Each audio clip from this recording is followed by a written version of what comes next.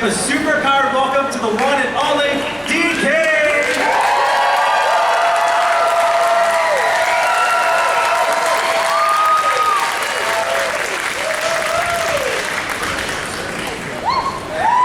Well, hello. All right. I recognize a lot of these faces out here. All right. Whew. You've had a busy day today, huh?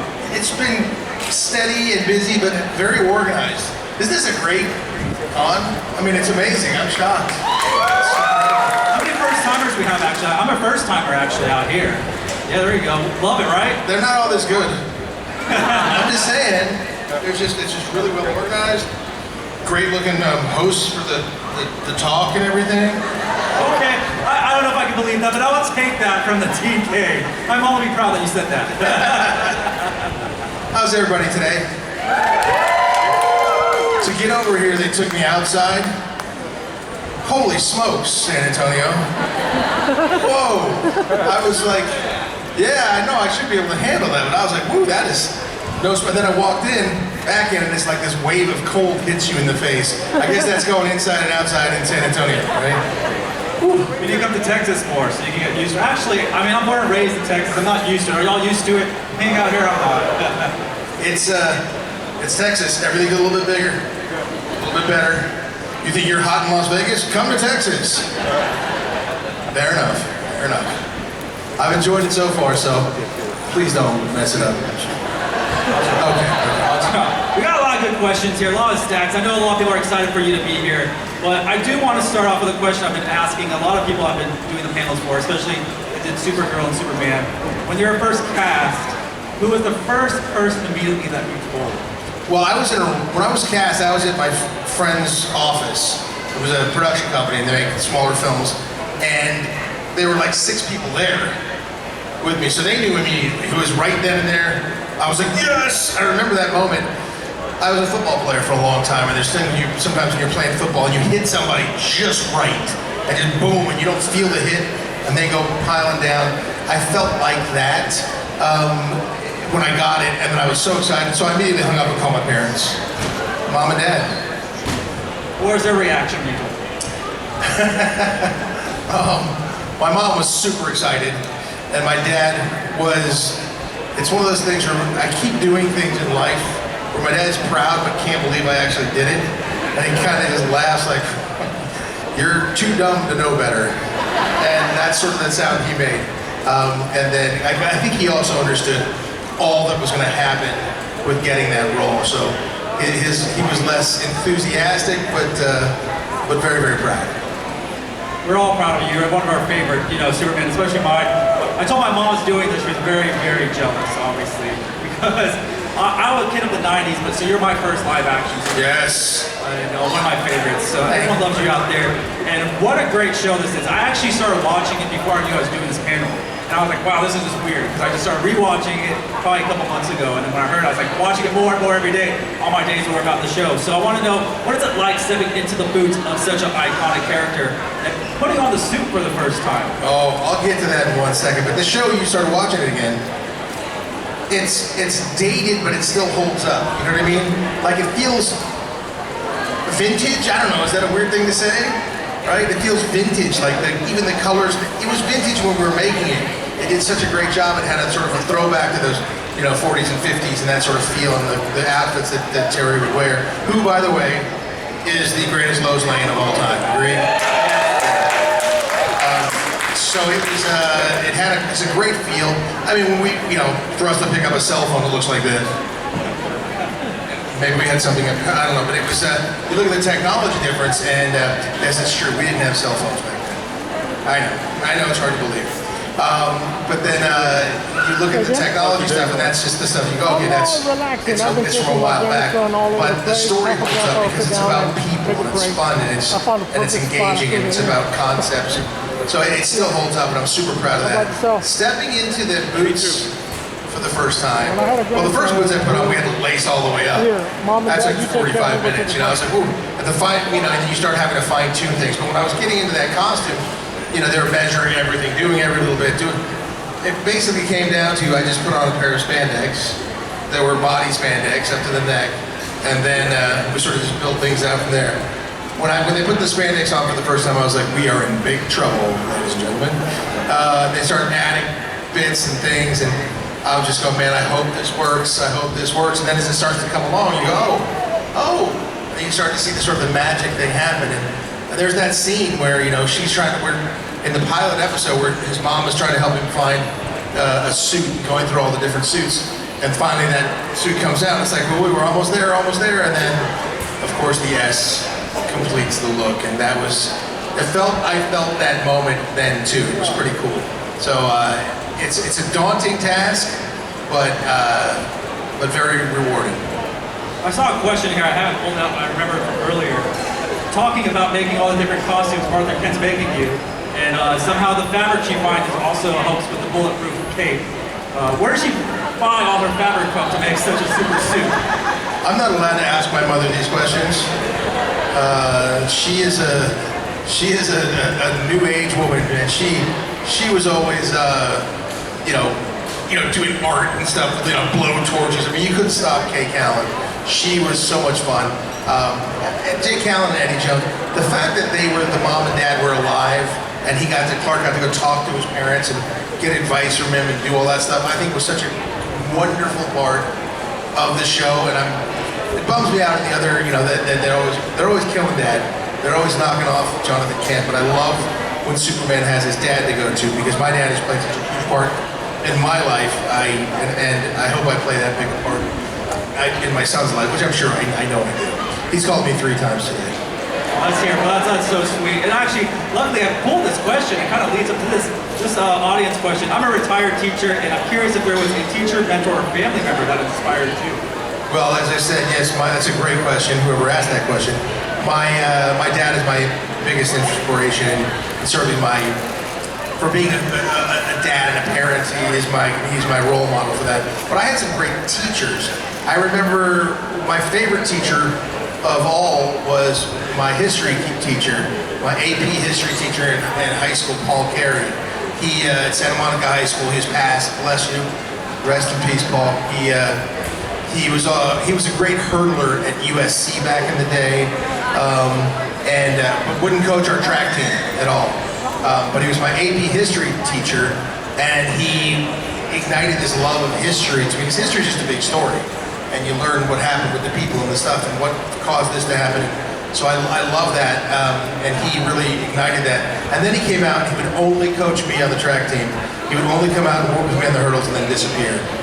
What a great guy. When I was going to college, as you know, if you were going to college, or some of you who are about to start college, there, yeah, you are. A bunch of them, yeah. You have to get some teachers to write recommendations. Paul Carey was one of the teachers that wrote my recommendation. I never got to see it, but he got help get me into Princeton, so it must have been something good. Yeah. I wanted to ask, how did you prepare for the dual roles of Clark Kent and Superman? And can you talk about reversing the hairstyles? Preparing for the role, it was there on the page. It was really well written. Deborah Joy Levine created a wonderful story, and then our director, our boss, Robert Butler, he was the pilot maker. He knew if Robert Butler was directing it, it was going to be amazing. And so his name carried so much weight, but when you sat down with him, he was so human and so gentle and straightforward. And he spent 2 weeks with us creating the characters, getting the relationships together, talking it through with me and this and that. And we used a lot of all my sports background because as an athlete, as a college athlete or as a professional athlete, and I was both, you see how they're treated. They're treated differently. You know someone's this pro athlete, you're like, oh my God, that's Tom Brady. You're not gonna just, you just know it's Tom Brady, and people are looking at you and that sort of thing. He said that's kind of what it is with Superman too. And you start learning this stuff. So to create the characters, excuse me, Robert Butler was key. He spent 2 weeks sort of just forming the core of that with me, and it was invaluable. Especially as such a young novice actor. It was the first time I ever had to carry a show. It was the first time I was the guy, and I was 2 of the guys of the lead 3, and it was I was terrified, but he really put me at ease. And He did a great job, and I give him a huge amount of credit. And about the hairstyles, where did that idea come from? I actually like I forgot about that part. That's actually, I really like it. It's really brilliant. The hairstyle, we flipped it, so Clark Kent had this sort of the curl, and Superman had it straight back. See, here's the thing, when we would fly, that's a great, when we would fly, that's a weird way to start a sentence, but they would take this thing called an air mover, and it looked like one of those megaphone things that you just talk through, but it was huge, much bigger, and it would just blow air at us. And the thing is, we're doing this on set all the time, and the sets aren't the cleanest, right? So then they get me up there, they're hanging me from these wires, and if my hair wasn't slicked back, it would blow. So it just went like, all right, Superman's gonna have slick back hair, and Clark Kent's gonna have the little curl, because the air mover would try to blow the cape. It was all about blowing the cape. So they would get that thing on, it was so loud, it looked awful, like when you're watching it, because the sound's like, they start bringing it up on me, and then they put it like right in my face, and it's blowing the cape, but they're picking up, like the short end is picking up all the air, it's picking up rocks and little things, and they would, I think they did it to me on purpose sometimes, but it was necessary for the hair to be able to fly. Like your hair now, right now, right? If we glued that onto your head, basically, because it doesn't move, then you can do that. But if it moves, you get, crazy hair. So literally your hair would stay like that, and you could go like crunch, crunch. And if I had to change from Clark to Superman in a scene, oh, that was a whole ordeal. I'd rip over there, run over. It was hot like this in Burbank. I'd come running over, we'd jump it in there, wash the hair, style it back as Clark, and do it as fast as possible. But I had it within a scene, I don't know, 10,000 times. So it was, I got used to doing it. But I liked that we flipped it around. I need that hairspray, because yesterday, to keep the style, we're outside walking, the wind was blowing, I'm like holding on, I'm like, I don't have perfect hair, this is the best it looks today, just keep it. You do need that. It's not even hairspray, it's basically just glue. Just take a bunch of glue and shove it in your hair and let it dry. I've done that in the past, when I used to have livery spikes as a younger kid. Yeah? That's how I lost most of my hair. Oh, okay. I mean, that's not a good thing. Don't do Don't that. use glue for your hair. I haven't lost mine, thank God. I guess I have a hat on so you can't tell, but it's still here. All that went to my daddy is a full set, better than mine. But I want to know, what did you enjoy most about playing each side of the character? One thing maybe from Clark, and one thing from Superman. Well, Superman for me was my Superman was Christopher Reeve. And Christopher Reeve was the first Superman that I saw. I mean, I'd seen the George Reeves version, and I enjoyed it. It was great. Seen cartoons and stuff. But then when I saw Christopher Reeve play Superman, I was like, that's Superman, right? I was like, that's it. And so when I played Superman, because Clark Kent was our main character and Superman was the disguise that he used, when I played Superman, I basically was playing a character, and it was playing Christopher Reeve's, my version of Christopher Reeve's version of Superman. That's what I was doing, because that's what I pictured Superman to be. Clark was the character. So there's a quote in the show where he's trying to explain to Lois after she figures it out. Spoiler alert, I'm kidding. After she figures it out, and he says, she's angry at him because that's Lois. And he says, look, he's like, Superman's what I can do. Clark is who I am. And that was that is the heart of what we were doing on the show. I know who the character was. And so he was the character. And the scene that the final scene that I did to get the job was a scene with Jonathan Kent outside the farm in Smallville, explaining, I'm different, and why am I different, and I just want to be normal, and blah, blah, blah. And so that's the heart of the character. And it was on the page too. It was just so well done. So there's a couple questions here I really love, and I'm going to follow up with them. But, you're a natural athlete, very in shape. Did you have to get into extra shape when you were putting on the suit? Because, and also, questions here is, what is your favorite comfort food? There's one episode I watched recently where she opens the fridge, Lois opens the fridge, and there's all this junk food that like a 5-year-old would eat, and she makes a comment about that. So also, what were just kind of your guilty pleasures for snacking? Well, when I just I've been a few years outside of the NFL, and I was probably, you know, I was skinny when I got the job. According to them, they wanted me to bulk up. They wanted me to get bigger. So I was working on that. I was, you know, working out whatever I could in between shots. You didn't get like a proper workout. It wasn't like you went to the gym and you had an hour and a half. An hour and a half, no way, forget about it. You know, you got 15 minutes before the next take, so just go hit the gym for 15 minutes. You're just going back and forth, back. Listen, as a 26-year-old, which is how old I was when I was cast, I had the energy to do that, but I mean, like, whew, after 4 years of it, you're exhausted. You know, it's so exhausting. So they wanted me to bulk up. I was skinny, and they said, you know, get bigger, get stronger. So we worked on that, and then what was the second part of that question? Favorite comfort food? Oh, comfort food. So I don't like sweets. I don't care for sweets so much, but savory, you got me. Potato chips, mashed potatoes, anything potato, yes. That is the answer, because that's my go-to. Yeah, so I don't like all the sweets. Some people are like, I have a sweet tooth. I just don't. I have a savory tooth. Doesn't sound as sexy, but that's what my go-to always. That was funny when they put all that stuff in that scene for Lois. But you remember what she said when she first walked in that scene? She opens the door, and I'm standing there in a towel, I believe. And she said it was. Do you remember the line? I don't remember the line. She said, "I told you it was 6 o'clock. I thought you'd be naked, ready."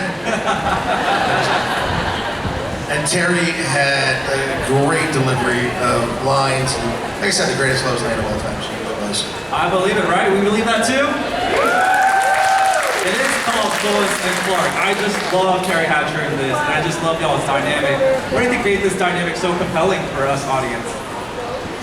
You know, the chemistry question is always a question for any. We're trying to get a couple, put people on the screen together. They'll do tests, they'll put people together and film them and see if that works. And you never know how it's going to go and how audiences are going to perceive it until you do it. But that was in the casting. They were really brilliant in the casting. I got cast on a Thursday, so I was done. I got it. I was like, yes. And that following Monday, they made me come in. And I read with different Lois Lanes, but never Terry. And she went to network, and I just knew that I was cast. And I didn't know who Lois was. And then they said, on Monday, we're going to bring in 10 more girls, or 10, some of the girls have already been here and some haven't, but we're going to bring in 10 girls, and you're going to do the scene in front of the network with 10 different girls.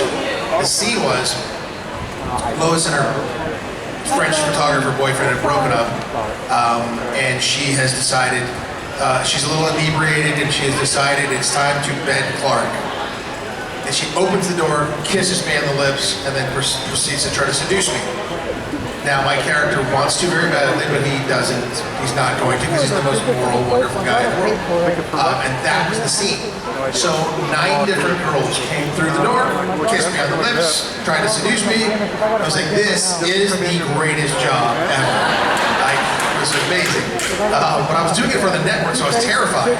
But after, 2 or 3 rounds, I was like, hey, here we go again. Anyway, so the last, what did I say that made you leave? What did I do? I'm just kidding. I'm just teasing. I'm sorry. I'm sorry. That was his question. He got his answer. Then there was one girl left, and it was Terry. None of the other girls had asked me to go and read lines and then run lines, but they said, hey, Terry would like you to go run lines with her. I was like, yeah, great, of course. Because running lines as an actor, you're used to the talk, you're used to it, it's important for your timing, for everything. And then I walked into the room to say hello to her, walked over, hey, and she turns around and I kid you not, she just goes, you don't like me, do you? And I was just like, we did the big Texas Comic Con down. I don't, what are we talking about? And I was like, well, she goes, we were network together, you never said hello to me. I was like, well, you never said hello to me. I just want to get a job. But she immediately put me on the defensive.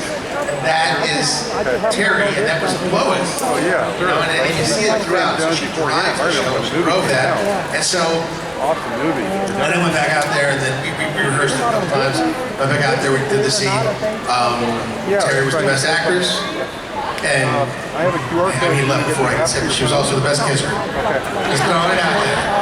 I know, because I kissed that woman a lot. And I just want you out there. If anybody was thinking about it, She's a great kisser. Okay, there you go. Front page news tomorrow. There you go. Is that the first time I've said Meet that? them. Well, because it's just true. Get their autograph. We got so many That's the autographs. chemistry right there. And I love this question here. Where is Lois? So why is Terry Hatcher out here? I know you do a lot of calls with her. We didn't get her to come out with y'all. The duo is great to see y'all together. I can't control that woman. Are you crazy? Did you watch the show? Terry, I don't know. I see her quite often. We're close friends still. We'll talk and do things. You know, we had talked for a while because we had the weirdest ending in television history. I mean, it just was. We were supposed to come back for season 4. Right down here. I mean, season 5. I found that out We were picked yesterday. up, we were renewed, and Hour and a then, half yesterday and sent over and then between seasons she got pregnant. I did not do it. Before anybody says anything. Her husband, John, and her, they got pregnant, and she was ahead. Somebody say something smart, I'll let her know. Okay. So then, it was a very complicated pregnancy, and it was going to complicate our shooting so much that they decided, okay, we're just going to end the show here. So that was a bummer, because, well, number one, I didn't get to steal anything from the show, because I would have stolen everything. I would have grabbed the Clark Kent nameplate, a couple of the suits, definitely a cape or two. So I didn't get, we didn't take the things, because you do that when the show ends. So I didn't get any of that stuff. And then, we were just done. It was very unceremonious. We didn't get canceled. It's just that Terry couldn't shoot, so Warner Brothers made that decision. I remember I was in Toronto in the middle of shooting a movie called Dog Boys or something. It was freezing cold. I mean, like, you know, and it's June in Toronto. It was like snowing, which is not the same as Texas. And then I was what is snow? It's this white flaky stuff. So then we were just canceled. So that was it. I would love. We talked about it a couple times about if we could do a check-in with Lois and Clark now. Where would they be?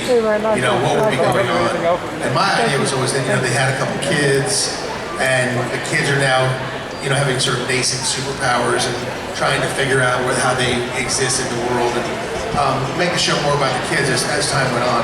But I haven't got that off the ground yet. But give me some time. I'll get it done. That'll be great, right? We want to see that. It can also be animated form. I love seeing other shows continue on animated form, and you can do a lot more, especially, you know, doing special effects and stuff like that. Sure. They can animate stuff though, even on. I mean, when I first saw the first Spider-Man, where he flew up and was animated in the thing, I was like, he didn't have to do those stunts, because I had to do a lot of those stunts. I was like, that's not fair. Can you talk about some of those stunts that were way too dangerous and no injuries, of course? Oh, you get little cuts and little bruises or a little burn or something like that. We had some injuries on set from some of the stunts, but when it got really dangerous, they always brought in a stunt Superman and then we threw him through the window or something. We did do that once on an episode I wrote where Superman is fighting a guy in this virtual world and he just gets thrown through a window. I just wrote, he gets thrown through a plate glass window. They decided the stunt would be, he gets thrown through the plate glass window upside down. And so it got a little more dangerous. And there's timing when your body's about to hit the glass, they blow the glass, it breaks before you. And he got hung up. It was a weird combination of things, but a whole bunch of glass fell on his face, not the inside of his mouth. It's awful. When you saw that, I was like, oh. I didn't write it that way. Don't blame me. Lincoln, who was my stunt double, he had to go get some stitches for sure. But there were some injuries. But being the athlete that I was able to do most of them myself, unless they thought it was too dangerous. I mean, I remember one time at like 4 o'clock on a Friday night, p.m., I'm hanging from a crane in the Superman suit. I don't like heights. And I was, 60 feet in the air, and they would use a decelerator, they just drop you, and then it slows it down. And then at the end, there was another guy who was just trying to catch this guy. And you can't control your body, you can't control anything. There's a airbag at the bottom, and you hope you don't fall into it. But I'm laying there, sitting there at 4 o'clock in the morning, in the Superman suit, hanging 60 feet in the air. And I go, this is how I'm gonna die. Like, this is gonna be terrible. It's awful. And well, you die as Superman. I thought I was gonna die as Superman. Which that's kind of cool. Let's be honest. But I wasn't ready to go. But there was tons of fun stuff, but stunts aren't supposed to be dangerous. They're supposed to be well orchestrated and made so they're not dangerous. So sometimes there's a little bit of risk, but not if you do it right. Some great action scenes in that. You have superpowers apparently, because all these cars have been flowing through them. I think you can see all these cars with your vision right there. Oh, I can see the last one. You can see all Read right through. Why are you wearing red underwear? I'm sorry. Sorry. Actually, it's not wrong, but just saying, these superpowers right here. So you did write at least one episode of the show? Two. And so how much input did you have on the rest of the show? None. No, I'm kidding. They were pretty tight to the vest. We had to discuss with them, where's the arc this year? What's going to happen? And they kind of treated us like kids in a way. So we started, the 2 episodes I wrote were self-contained, and then not too much happened that would affect the overall arc. They were pretty close to the vest on those. So we would say what we wanted to do. I wanted season 5. I wanted Lois and Clark that baby that was there. I thought that, okay, they'll fall in love with the baby, and then there'll be some Kryptonian, royalty or something. They'll have to give the baby back, and that'll break their hearts because they were falling in love with a child. You give me around a baby, I don't know, like that baby right there. I see your baby. Give me that baby for 5 minutes. I'm going to want to run out of the house, out of the place there, because you just fall in love with babies, and if you're caring for them, and so I think Lois and Clark would have fallen in love with this child, and then had to give the child back, and then they would have, like a lot of couples are trying to conceive, and they have trouble, and then they adopt, and right after they adopt, bam, pregnant. It's something about in the head or whatever it is. And I think that was what would have happened with Lois and Clark. It would have just happened. It would have been a big shocker, and we would have been surprised to see what that baby looked like. Still a chance I could probably see that. I'd love to. It's a project going. Yeah, let's go. Let's go. I want to know what aspect of Superman's personality you relate to the most. His humility. Hard. I think the most important thing that, everybody who plays Superman or even Supergirl, like Melissa Benoist, they're kind people. They're nice. You want to trust them. And I think everybody that has that, Brandon, maybe not Tom Welling. I'm just kidding, Tom. I'm kidding. I know he's sick today, so I got to rip it. He's also the funniest of the whole group of us. Welling is hysterical. But I think you have to have that kindness. And that's the thing about Superman. Even though he's the strongest being on the planet, he's kind. He's your friend. And I try to be that, and I'd like to be that. I'm not quite as good as the Boy Scout in blue, just because you can't play football all these years and not have a little bit of a dog in you. You got to have a little bit of fight in you. So I think that's necessary to survive in this real world. So you mentioned Supergirl. We were both on Smallville and Supergirl. How was that to be brought back from that? Also being with Helen Slater, which was that's just awesome right there. It's very confusing because I was my cousin and my daughter and thing. It was a very, I was going to make a Kentucky joke right now, but I'm not going to because somebody's from Kentucky. No, it was really fun. When I got to go on a Super Smallville, Christopher Reeve had already done it. Once Christopher Reeve had done it, it was just carte blanche. I mean, you had to do it. They found something that was fun for me to do. But it was really interesting watching Tom play Superman and me being somebody else. If you spend any time around Tom and around Michael Rosenbaum, Michael Rosenbaum is clinically insane and hysterical, intelligent, and funny, and they were like that on set. So they were like season 7, so they had that thing down to a well-oiled machine. It was a lot of fun. And then doing Supergirl was really fun because it was shot at Warner Brothers, where we shot Lois and Clark. I was on the pilot episode. I remember sitting with Melissa and explaining, I said, look, one thing I can say is, this is a marathon, not a sprint. So make sure you take time for yourself, you get your sleep. I would get 6 hours of sleep a night. That's all I could get in the turnaround time. I couldn't do that now. I should have done it then, because it just wears you out. And she did it for many, many years. She had a little more time off.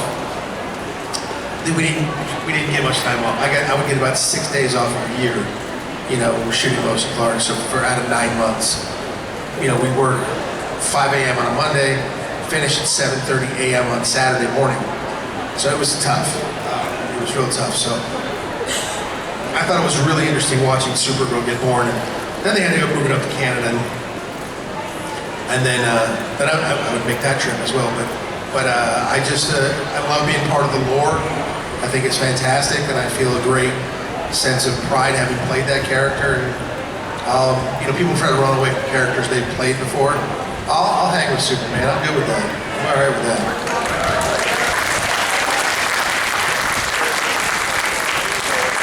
Like I mentioned, you're my first live-action Superman, so I feel so grateful to be sitting next to you. Another show of yours I was addicted to was Ripley's Believe It or Not. Yes. There's a museum here too, right? There's a Ripley's Believe It or Not museum here. Have you been to it? You haven't been to it. Not the one here. It's amazing. I have childhood memories from here. I'm not from San Antonio, I'm from Houston, but I actually went to UTC here. And I used to go there all the time, which was a great time.